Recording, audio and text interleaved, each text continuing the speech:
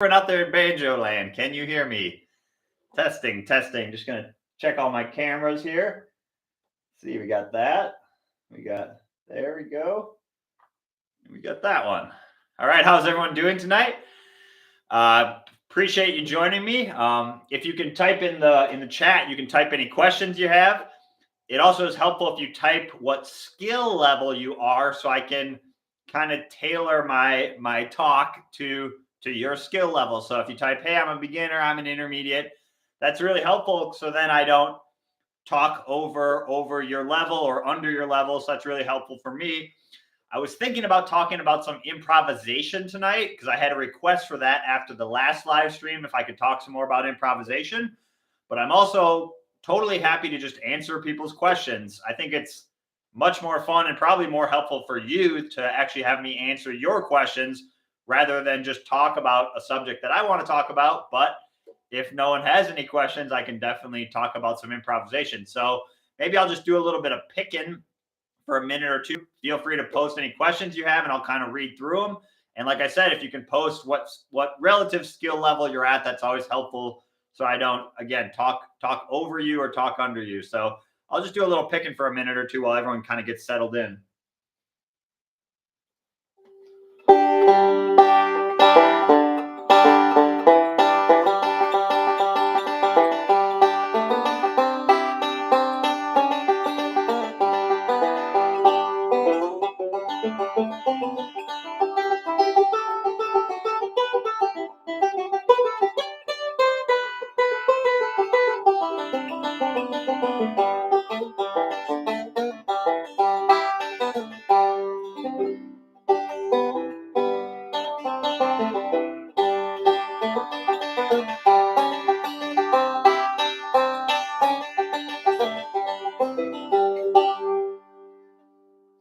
All right, so I'm seeing some beginner, some intermediate. So I probably won't be able to talk to everyone all at once, but I'll try and dance around a little bit, I guess, and see if I can touch on some topics that everyone is interested in. So, like I said, feel free to post any questions you have. Otherwise, maybe I'll get into my little spiel about improvisation. And I was thinking about talking tonight. We're going to talk about a couple things. Well, one, we should talk about chord tones because I think that's the biggest thing that's going to advance your improvisation is understanding and being comfortable with the concept of chord tones. So we should definitely talk about that. And then I was going to maybe play along with some vamping tracks and show you kind of some different, what you maybe would call tonal centers. So we could talk about major tonality, we could talk about minor tonality, dominant seventh tonality. So these are different kind of shades or tools you can use in your toolbox to flavor a melody or flavor a solo, and that can be really exciting. And once you kind of know how to tweak those little notes, you could maybe make your solo sound bluesier or minor, and so it gives you access to a lot of different flavors if you kind of understand that basic idea of how do you modify a few notes to again give you that certain feel. Yeah, so I'll start answering some questions right off the bat too. What gauge strings do you recommend for an intermediate player? So yeah, I definitely don't think the gauge of the strings has anything to do with your particular skill level. So I definitely don't think it has anything to do with that. What I use are medium light strings. I use GHS PF 145s. They're called. That's the string gauge and brand that I use. GHS PF 145. Medium lights, but I don't honestly, I think it's just personal preference. If you pick harder with your right hand, I would get medium strings or medium light strings. If you pick a little bit softer, you can probably get away with light gauge strings. I know JD Crow used super light gauge strings. So again, I don't think it has anything to do with what skill level you are. It's more how hard do you want to play. I find light gauge strings have a little bit more what I would call flex in the string. So if you play them harder, they're going to move around a little bit more, which sometimes isn't as desirable. So, but on the alternate side, if you're using heavy gauge strings, then you're you're just kind of making more work for yourself. So I personally like to use something in the middle. Again, medium, light strings. With banjo, I don't think you're gonna have any issue with breaking strings, so you don't need like super heavy strings or anything. It's pretty rare you're gonna break a string on the banjo. So, but the good thing about banjo strings versus like mandolin or guitar strings is they're actually quite a bit cheaper. You can get a set of banjo strings for probably what, $3 to $5. So what I would do is just try a bunch of different ones, see what you like. I like using nickel wound strings, so you can see my 4th string isn't the phosphor bronze, it's nickel. So that's what I like to use, but again, that's just my personal preference. But that's, so I would just try a lot of stuff. But like I said, I don't think it has anything to do with what skill level you're at. So good question though. Okay, so yeah, let's jump into some. Let's see, how would you play rolls over a melody on just the 1st string? Oh yeah, good question. Okay, yeah, let's just keep answering some questions then. So yeah, on the 1st string, so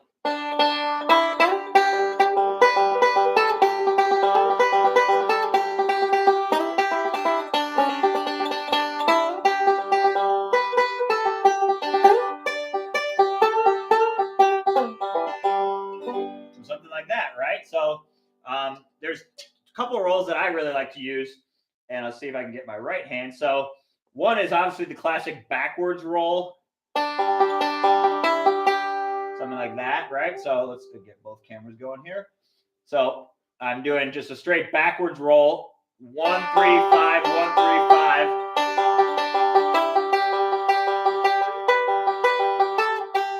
So something like that. That's just straight backwards roll. That's kind of like how a Scruggs style version might be.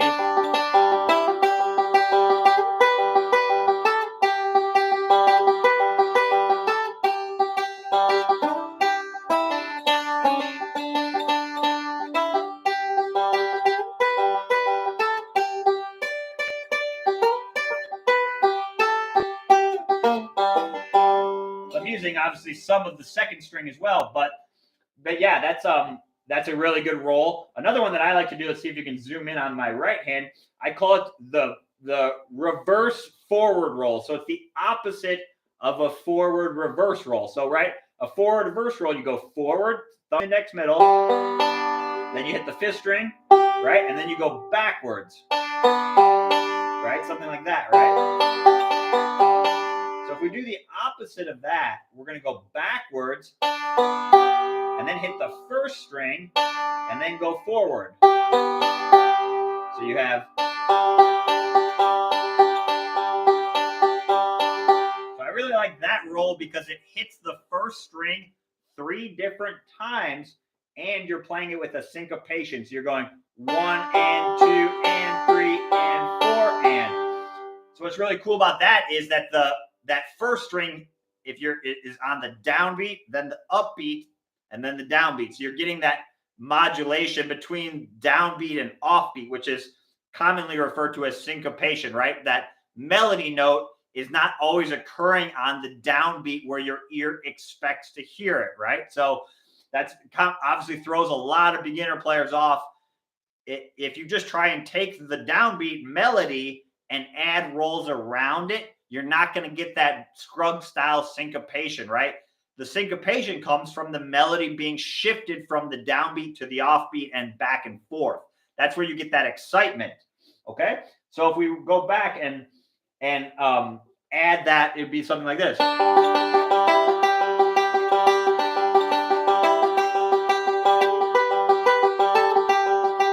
that roll works really, really well for highlighting melodies on the 1st string. I call it the reverse forward roll. So I don't know if I can't remember any specific songs that I've seen that Scruggs used that one from tabs. He probably did, but that's just one that I like to use a lot. Like I said, so again, if you're playing a basic melody like that.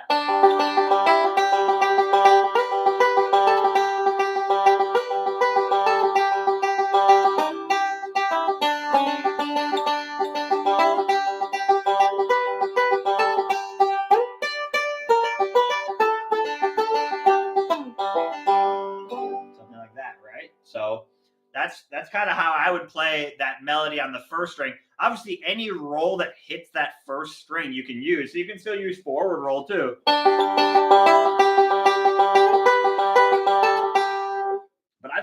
for me, if you accent that first string and put that more on the beginning measure rather than playing like a forward roll, you're excuse me, let me get the right camera. Sorry. So rather than playing a forward roll, which isn't gonna it works, but it's not gonna have as strong of a melody as this. So that's the roll I would use if you want to play a melody on the first string. Good question. That the other thing I recommend is taking solos, you know, down the neck and trying to find them on a different string. Like what was it? John said, finding that melody on a different string could be really good practice. A little exercise you could do is try and play a basic solo for Long Journey Home kind of on each string. So the first solo will kind of use the fourth string and the third string, right? So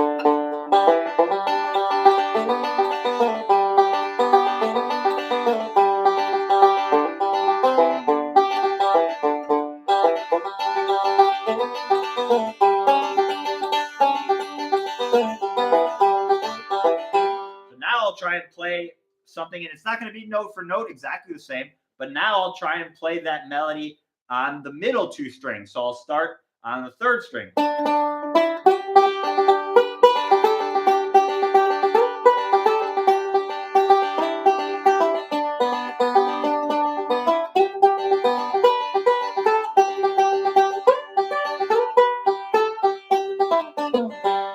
so I'm just playing around, right? And then lastly, I'll try and now do it on the first two strings like I did earlier.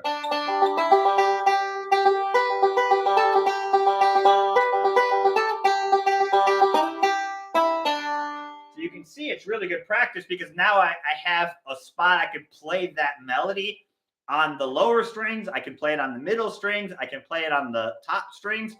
It also, you can see from watching the fretboard, it really forces me to learn the fretboard and learn where all those notes are. So that's really good practice. I'm just taking something you already know somewhere else and moving it to a different situation. One, it's always going to be easier to learn it a second time, right? So if maybe you spent a month learning it down the neck, it's not going to take you that long to learn it up the neck, right? It's going to be easier. So you're taking what you already know and you're compounding it and you're building upon it. So that's a really good way to increase your knowledge rather than just learning all these new songs. That can be good, but if there's no connection between the two,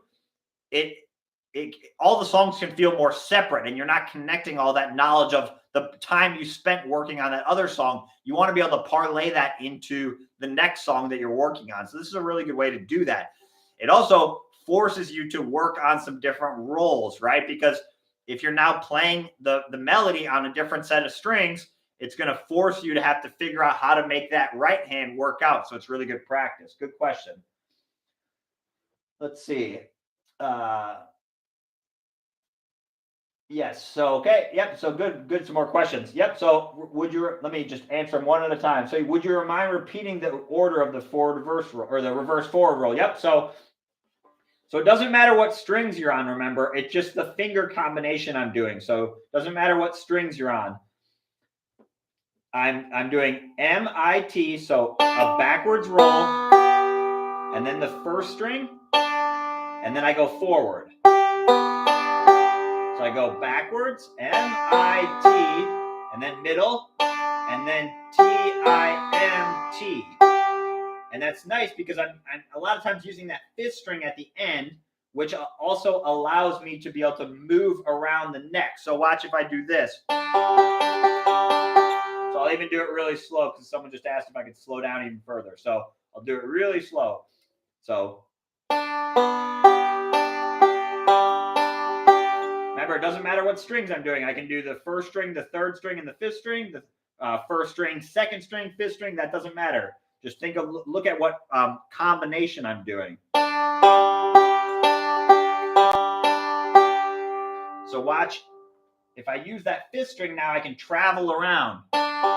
So right here, I'm moving. Move. Move. So I'm using that fifth string. right there to travel around. That's a really good, that little lick right there, right? Right? That's a really good little lick to practice playing that melody. So how would we play that down here, right? It would be something like this. Right? I'm using a forward reverse roll there. It's basically the opposite, right?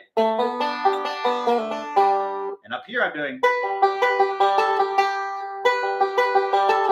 And then right here I'm just sliding into a C bar chord essentially right here, just using the top two strings. And then back to open. Then I'm starting it over.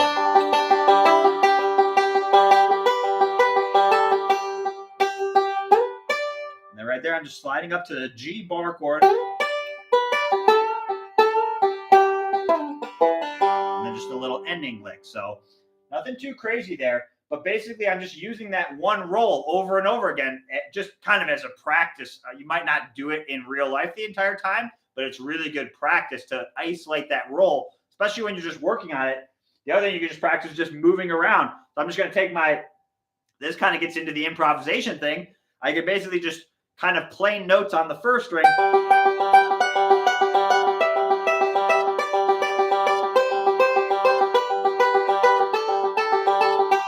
I'm just playing a little scale, right?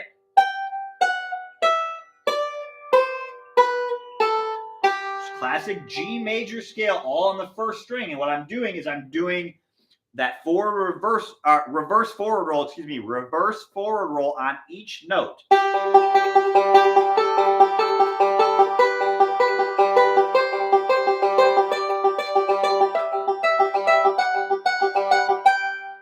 So that's how you practice it at first, right? You stay on each note for the entire roll. But once you feel like you got it, then you want to practice moving around mid-roll. So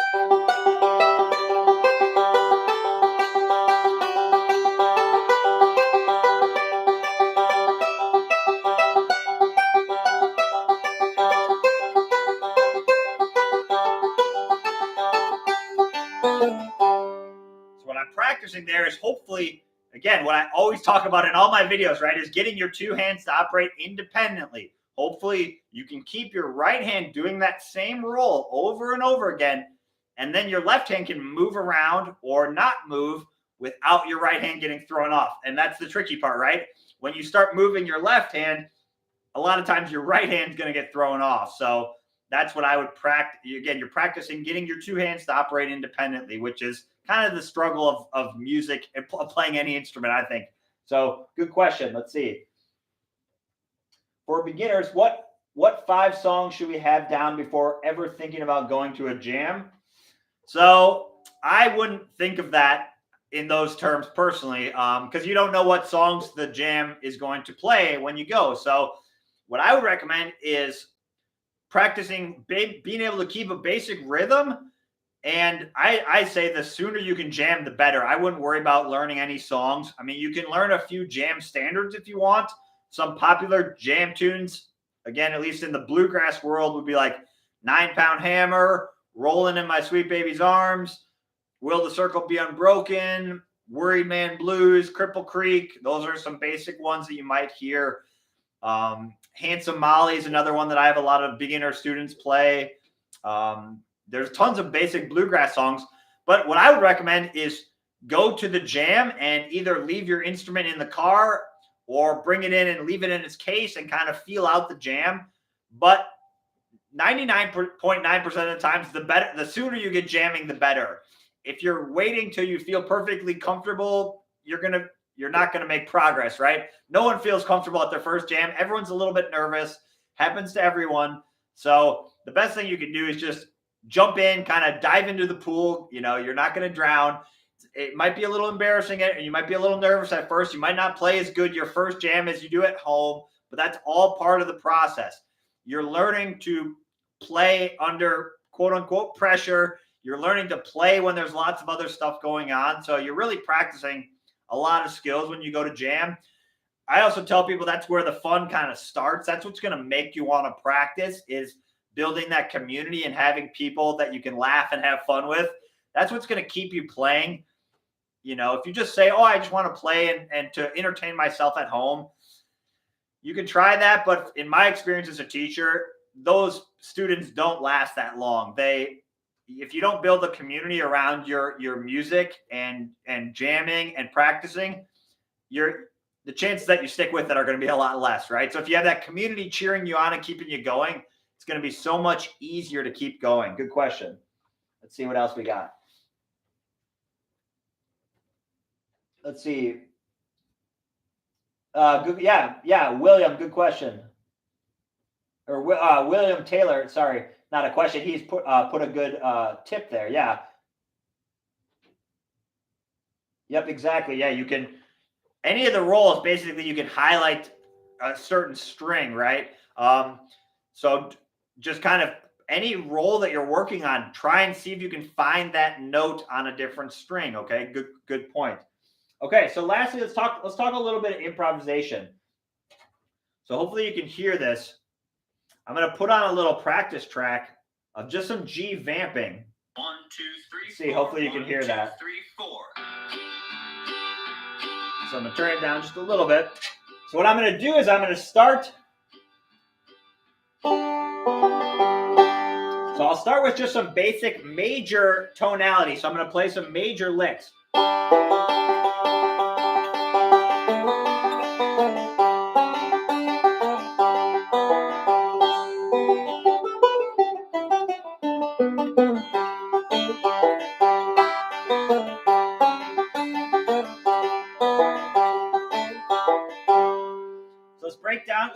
Let's break down a little bit what we're doing there, okay?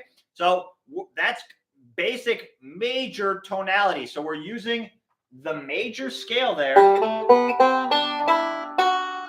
In this case, the G major scale. And the secret there is that we want to find the chord tones. So the chord tones are the notes that make up the chord. In this case, we're tuned to an open chord, actually. So our chord tones for G are just our open strings. G, B, and D. G, B, D. Okay? So if you look at the major scale,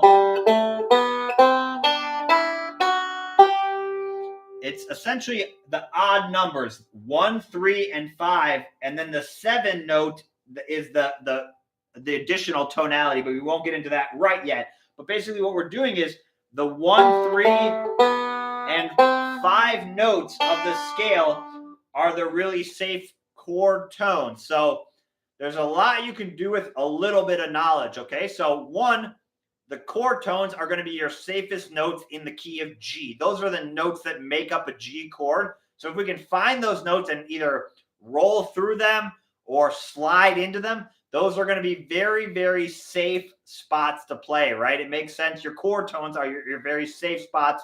Those are the notes that make up the chord. So we're staying really basically close to home, if that makes sense.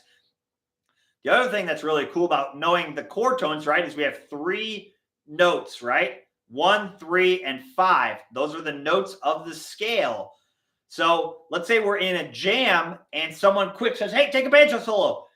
If I just guess one of those 3 notes, I basically have a 33% chance of guessing the melody. So the melody is usually going to be on a chord tone. It's almost always going to start on a chord tone, and then it's going to be a series of passing notes within the scale and kind of connecting the chord tones, right? So what's really cool about that is if I just guess one of the chord tones, so for example, I could start a solo like this. Or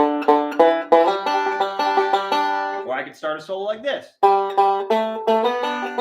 Or like this. So I'm sliding into each of my chord tones, right? Right there, right here, or right here. So what's cool about that is I can just take a wild stab in the dark, and I have a decent chance, 33%, 1 and 3, of guessing the melody. The other thing is, if I play one of the other 2 chord tones out of the 3, they're still really safe, right? So watch, back to our long journey home, right? So that starts on the 5th note, right? So we're going 5, 5, 6, 1, right? So a solo could be something like that, right? say I didn't know that melody because I'm just learning the song. So maybe I play something like this.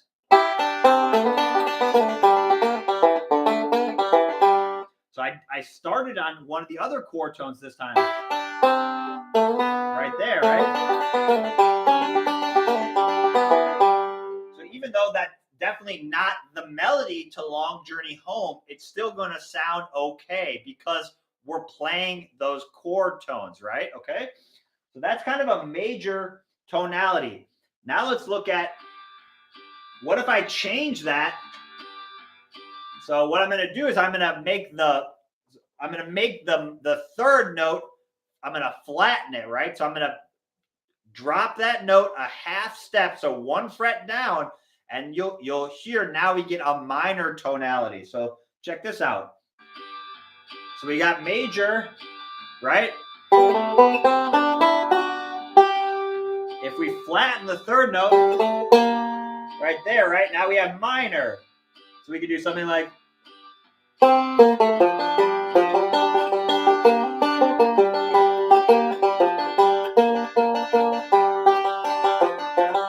up here.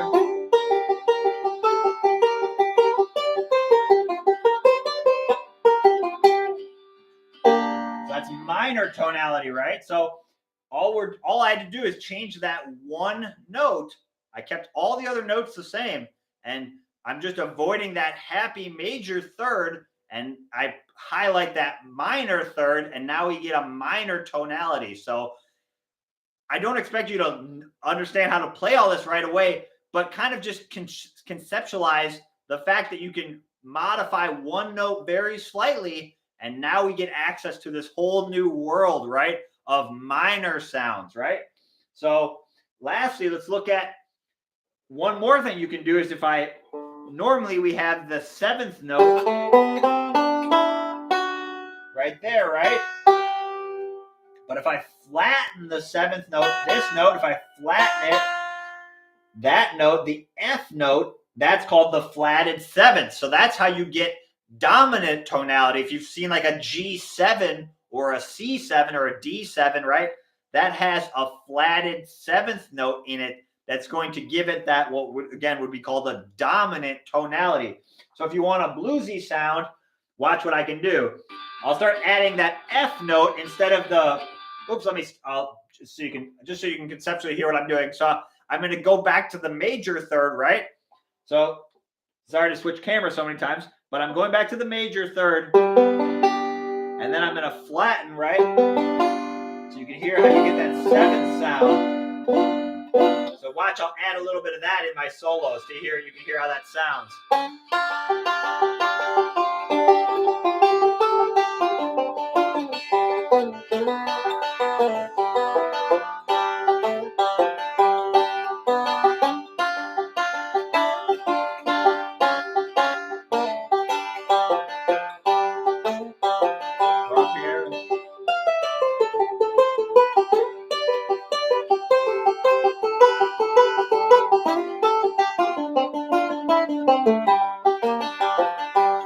Go back to minor.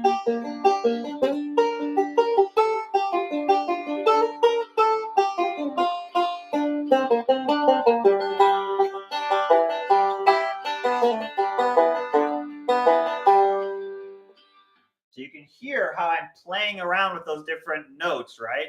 So again, what I would recommend at first is just you got to try a lot of stuff. You got to throw a lot of stuff at the wall, but start to hear those different tonalities, right? Because that's going to be very important when you start learning solos is if you can hear that flat 7 sound or you can hear that minor 3rd sound, you can start to hone in on where those notes might be.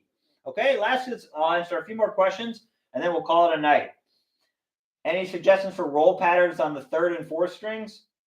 Yep. So yeah, what I would the forward roll works really good. Another one that I use for a lot for like Long Journey Home is the forward reverse roll, but instead of you started on the 4th string, something like that. So what I'm doing is I'm doing the forward reverse roll, except I'm taking out the 5th string and using the 4th string. So I'm going 4, 3, 1, 4, and then backwards.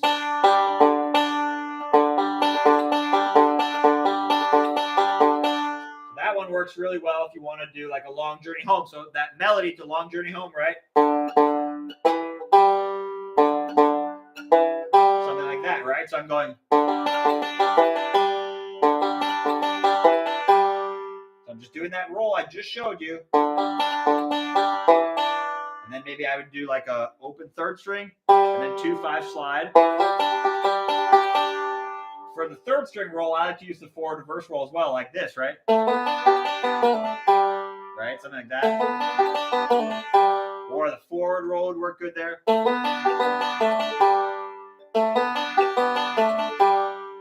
What I would do is think more about what strings you're highlighting than probably what particular roll you're doing. I'm always thinking more about timing than what roll I'm doing, because I don't know, for me, it's not that practical to think while I'm playing, hey, was that the forward reverse roll or the forward roll? I'm always thinking about the timing. So keep staying in time, trying to tap my foot and link back up with that. And then I'm trying to sing the words in my head and hopefully bring that melody out. Okay, yeah. Any other final questions? Let's see. Did I answer all the questions? I think I did. Yeah, so let's see. So yeah, and I'm trying to think of any other rolls I use a lot. Yeah, those are the main ones I use on the 4th string for sure. It's the forward reverse roll. Also just using like pinches. Like a lot of times what I'll do is to throw a little melody or to throw a little space in, I'll add some pinches, something like this.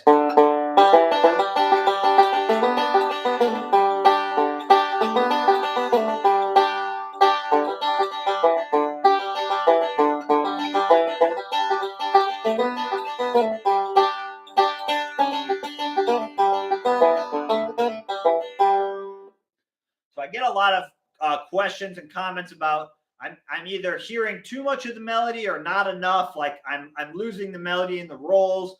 So if that's the case, put more space, right? And that's where coming back to singing the lyrics in your head, because you naturally hear those spaces, and those spaces are good spots to put pinches, right? So lost all my money but a $2 bill, right? Space right there.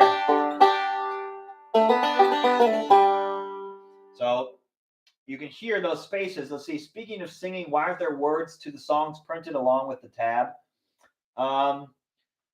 Good question. Yeah, I've found that it's just really hard to get all that information into a tab and a piece of music that looks clean. It's with the tab program that you use, it's just very hard to get the formatting correct without it being either really, 10 pages of tab or it's just really bunched up to where it's really hard to see. So that's why I don't always include the lyrics within the tab itself. Good question. It'd be nice if you could, but again, it's really hard.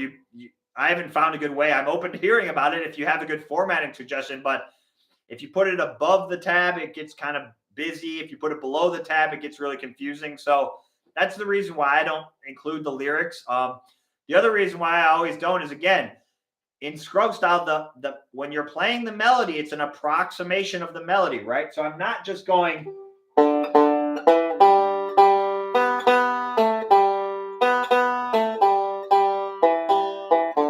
So I'm not playing actually how you would sing that melody note for note. So that's the other issue, is if you tried to put the lyrics where they would line up rhythmically, the tab wouldn't reflect that, because Scruggs style banjo by nature is an approximation of the melody. Remember, we were talking earlier about that syncopation, right? That syncopation doesn't happen when you sing it. It happens when you try and play the melody with a 3-finger roll. That's the magic of bluegrass banjo. That's very hard to translate. And that's, again, like I said, it trips up a lot of beginners. Is, okay, I know the single note melody. How do I add the rolls around it? That's not actually how it works. We take the melody and we modify it to make it work into those rolls. So again, if you lined it up with the lyrics, how you would sing it, the rhythm, the melody notes for the banjo solo wouldn't line up. They would be slightly off one side of the beat or the other. And when you look at it, it would look confusing because it wouldn't look like it would line up. But again, that's the magic of Scruggs style banjo, is that syncopation. So good question. That's why I don't do that. Let's see. Okay, so yeah, maybe that's a good spot to end it there. I appreciate everyone coming and tuning in. I'm going to try and do these the last Monday of every month. Okay, so last Monday of the month, I think that's just a good time. Hopefully, I can keep it regular at 7 p.m. Central. Last Monday of the month, I'm going to do some live streams. Again, I'm going to try and do it every Monday at the last Monday of the month for the whole year. Hopefully, I can keep that schedule. Hopefully, you'll keep tuning in. Hopefully, you'll keep asking questions so I don't have to just talk the whole time, and I can hopefully answer your questions. I really appreciate everyone tuning in. I appreciate the support. I appreciate everyone that's emailed me and said, hey, the lessons were helpful. It really keeps me going. I appreciate you. Have a good evening. Talk to you soon. Keep picking. Talk to you later.